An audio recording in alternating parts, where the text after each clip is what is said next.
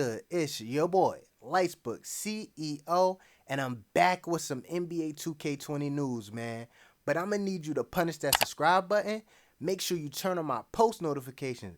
It's important to turn on my post notifications so you can stay updated with all the brand new NBA 2K20 news and details.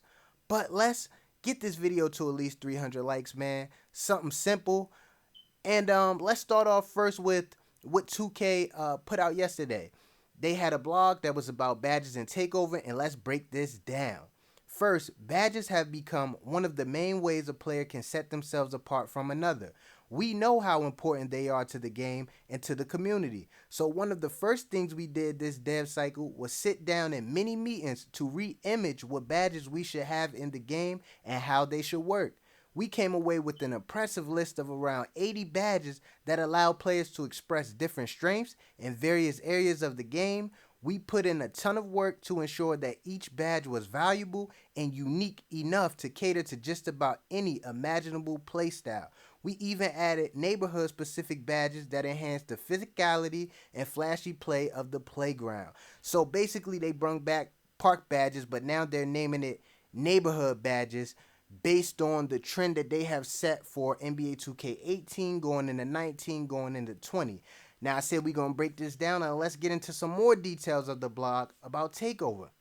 TakeOver returns in NBA 2K20 with more content and new features, and thanks to all the feedback from the community and another year of testing under our belts, we've tuned the TakeOver abilities to be much more balanced across positions and play styles. So TakeOver is going to be balanced. It won't be one build more overpowered than another. So that's something good. They're going to spread it apart each build, basically. Let's get into some more of the details, man. Now, there's tons more to talk about when it comes to badges, attributes, takeover, and the improvements to player builds. So look forward to more info on that soon. We're very confident that you guys are going to love the direction we're taking with it. So are we really loving the direction they're taking? With the takeover, because I like it. You know, it's not a grand badge, but it's close enough, and it gives each player their own abilities to basically go into a hot mode, you know, and I like that. Let's get into a tweet. Somebody asked Mike Wang, will takeover still have overpowered animations? Mike Wang responded, the OP animations have been toned down or removed. So no more overpowered takeover. No, my bad, y'all. No more overpowered takeover animations. So basically, you know how post scorers used to do that push off when they get that badge, or when they get the badge, they do that drop step where they throw you out of bounds. They toned that down. How about when sharpshooters or stretchers get that takeover and then they can't be stopped, man. It don't even matter if you in their face. If it's contested, they're hitting that shot, you know. They basically toned that down also. And just like when slashers get that badge, they run right past you, move you out the way, give you a little shoulder, push you, and they dunk it. It's like they're unstoppable. So they balanced out the badges so you still have the takeover, but at the same time, you could be defended. Now, let's get into the defensive part. But don't worry, we didn't neglect the defensive end of the floor. On-ball defenders will be happy to hear that we're providing more tools to help them lock down their checks as well. Internally, we've been calling this read and react defense. When guarding the ball, defensive players will see a small arrow under ball handler indicating where they're leaning or attempting to go. The arrow shows up at different times based on the defender's abilities, man. So that's something else that's crazy, because now lockdowns are going to be more overpowered than they was last year. So when you think of it, it's like lockdowns were hard to stop because they were able to hit jump shots. Defense was on point. Now, are you really going to be able to get past a lockdown based on the fact if you're a shot creator, they know which way you're leaning? Man, that's crazy. Let's get into some more tweets. It just been crazy with 2K, man. So Mike Wang said, we spent a lot of time stopping bump steals by reworking the steal system and improving dribbler defender interactions. Feels much better to me. So no more bump steals, man. No more of that fake lockdown stuff where they bump you, you get this weird animation and you lose the ball. It's been taken out of the game.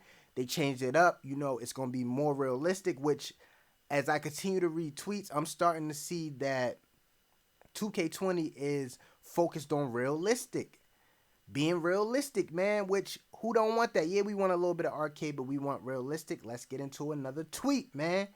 So Mike Wang said, we're also trying to improve the logic for shot contests and added more tools to be able to tune different aspects of it for different modes. And being able to see the percentage of a contest rather than generalized text should help gamers understand the game. You feel what I'm saying?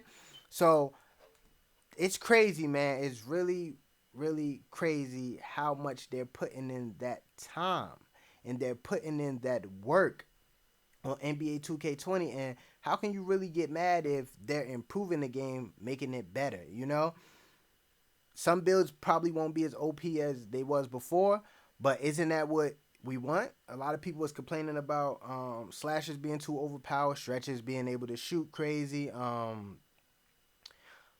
lockdowns being able to shoot, lockdowns just overpowered, bigs being able to shoot, period, whether it was a glass cleaner or post score.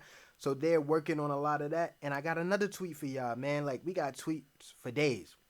Now, Mike Wang said, yes, you could choose whether it's by hands at your feet or off.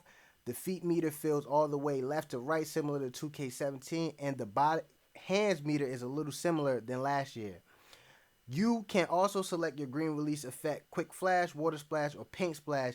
And my bad, guys, I meant to say that and the by hands meter is a little smaller than last year. So basically, you can choose which meter you want, which shot meter you want, such as in 18 and 19, where you could choose. 19, you could choose if you wanted it under your feet or if you wanted it by your hands, you know. But in 20, it's going to start off like the main meter will be a 2K17 meter where it goes left to right from the bottom, but then you can switch it back to the 19 meter, except on the side, basically by your hands, it's just going to be smaller. You know what I'm saying? You still going to get the meter, it's just going to be smaller. I'm going to keep the 17 meter because I like how the feel is feeling. Now let's go into another tweet, man. So somebody asked Mike Wang, are the green release animations only seen by the player or by everyone?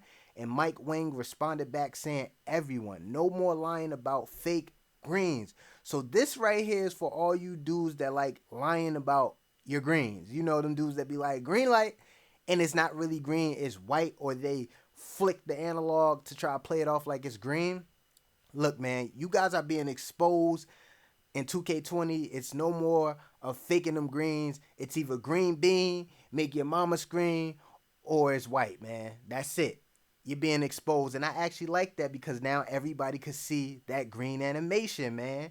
That's going to be dope that everybody could see the green animation because you get to see who really is a good shooter and who's not, because a lot of dudes be hitting white lights trying to pose like they elite shooters, and we know you're not elite shooters and you shoot a lot of whites. You know what I mean? Keep it real. It's all good. You can keep it real. As you can see, you know what I mean? I just shot a white light, but it went in. It is what it is. Now we're going to go into another tweet real quick dealing with the bigs. Mike, I don't know if you'll read this, but I hope it reaches you. Laugh out loud. There should absolutely be a cutoff. Big 7' to 7'3" players should not unlock or be able to use the same jump shot animations as a smaller player. Makes no sense. They should only be allowed set shots. Mike Wang responded back, I agree. Bigs won't be able to equip certain jumpers this year. So a lot of people going to be pissed off because I know a lot of people use stretches. And them stretches are probably going to have set shots, man. No more LaMarcus Aldridge. No more of them fast shots. And me personally, as you can see, I like a fast shot. So I don't know if I'm going to make a stretch next year. When the demo come out, I'm going to mess around with all the builds and see which one I like, equipped with jump shots I like, and see how it's going to work for me. See how me being a stretch again, you know what I'm saying, is going to benefit me. If I don't like how the shots are, I'm not going to use it. And think of it this way. Is it bad that bigs won't have fast shots? Because who in the NBA do you actually know has a quick release besides LaMarcus? And when you think of it, is LaMarcus shot as fast as it is in a game? I don't even think so. I don't think it's that fast. The release is a little slow, you know what I'm saying? But they made it faster, and I never complain because I've been using that on my stretch.